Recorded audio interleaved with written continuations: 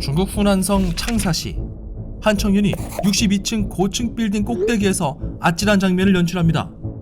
안전장비 없이 맨몸으로 옥상 난간을 잡고 매달려 턱걸이를 시도하는데요. 갑자기 체력이 달렸는지 두 발로 벽을 지탱하며 다시 위로 올라가려 합니다. 20초 정도 애를 쓰지만 결국 힘이 빠졌는지 청년은 끝내 밑으로 떨어져 숨지고 말았습니다. 사망한 청년은 중국에서 고공 극한 스포츠의 1인자였던 우융링 씨였습니다. 이렇게 우리는 주변에서 무모할 정도로 용감한 사람들을 종종 볼 수 있습니다. 그런데 지나치게 용감한 것도 병이 될 수 있다고 합니다.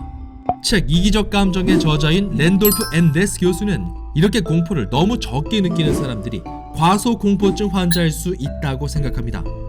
과소공포증은 생명을 앗아갈 수도 있는 매우 심각한 질환이지만 잘 알려져 있지 않고 치료가 진행되는 경우도 드물다고 합니다. 과소공포증 환자들은 주로 전쟁터나 위험한 변경지대, 실험 비행체 등에서 발견된다고 하는데요.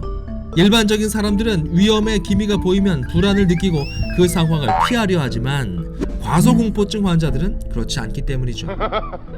이와 반대로 불안을 지나치게 많이 느낄 경우 공황장애, 범불안장애, 각종 공포증을 겪을 수 있습니다. 한 연구에 따르면 평생을 놓고 볼 때 전체 인구의 약 30%가 의학적으로 진단 가능한 불안장애에 시달린다고 하는데요. 고소공포증을 예로 들어볼게요. 고소공포증이 있는 사람들은 높은 곳에 올라가면 식은땀이 나고 맥박이 빨라지며 겁에 질리곤 하죠.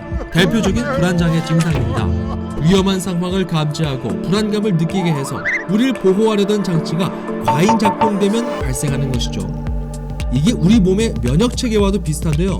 적당한 면역 반응은 우리 몸을 보호해줍니다. 하지만 과도한 면역 반응은 각종 질병을 일으킵니다. 반대로 면역 부족은 생명을 앗아갈 수도 있죠.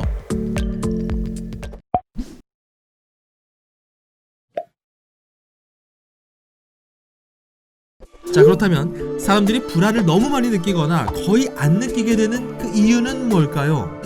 여러 가지 요인이 있을 텐데 어릴 적 경험 또한 영향을 주는 것으로 보입니다. 이와 관련해 뉴질랜드 연구팀의 고소공포증 조사 결과가 눈에 띄는데요. 보통 사람이 높은 데서 떨어져서 크게 다치면 트라우마가 생겨 고소공포증이 생길 것 같은데 결과는 달랐습니다. 5세부터 9세까지의 아이들을 모집해 높은 데서 떨어져 다친 경험이 있는 집단과 그렇지 않은 집단을 비교했습니다.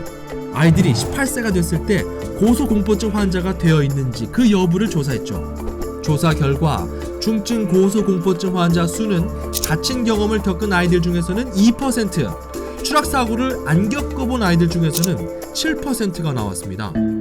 그러니까 오히려 높은 데서 떨어져 봤던 아이들이 여전히 공포를 덜 느끼고 있었다는 건데요.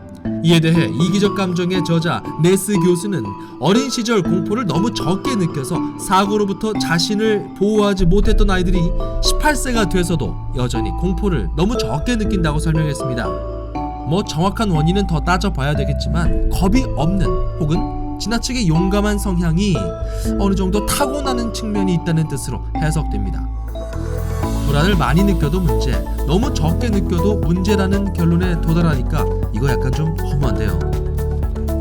불안함처럼 인간에게 고통을 주는 감정이 어떻게 자연 선택에서 살아남았는지 네스 교수는 유전자의 관점에서 설명합니다. 자연 선택의 과정에서 어떻게 인간의 감정은 제거되지 않았던 걸까요?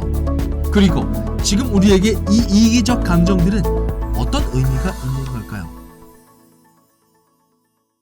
과학 어렵지 않습니다. 영상이 유익하셨다면 구독과 좋아요, 알림 설정 부탁드립니다.